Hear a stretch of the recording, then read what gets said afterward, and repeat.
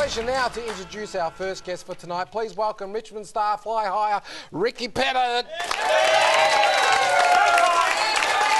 Rick, welcome back to Marngrook. Always good to have you on. And I noticed last week you played up forward. When you're at Melbourne, you were renowned for being a forward player. You went to the Tigers, then they had you down back.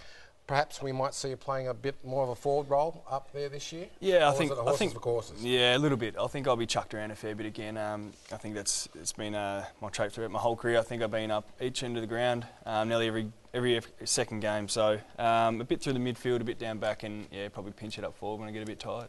And Ricky, rarely we see it now, a coach pinpoint some players that have played that night. He really targeted the second-tier players. How did the boys this week cope with it, and do you think it was warranted? Yeah, it's something the boys cope with really well. We've got a pretty mature group at Richmond, and I think, like some of the boys throughout the week said, if they couldn't handle it, then he wouldn't have said it. And the blokes like Reece Conker and Brandon Ellis are, really young men, but they're really mature, and they're going to be really good players for us. And whether they had it off week or not, I think they'll bounce back next week against Carlton. Ricky. There's a beautiful lady over here with a tiger scarf. You look at her in the eye and just say, when are you going to win a fair income game? Last year, you let it go. The first game of the year is so important. The club offers everything to their members. Come on, stand in front of her and just say, sorry, we lost the first game. But look, it must be disappointing to start off the season that way. Yeah, it was, but we're under no illusions how hard it was going to be to go up there and beat the Gold Coast. They're a really good team. They're young and they've got an elite midfield, and I think they've beaten Richmond 3 times out of 4 now. And at their home deck, they're always going to be tough. And don't tell me, tell her.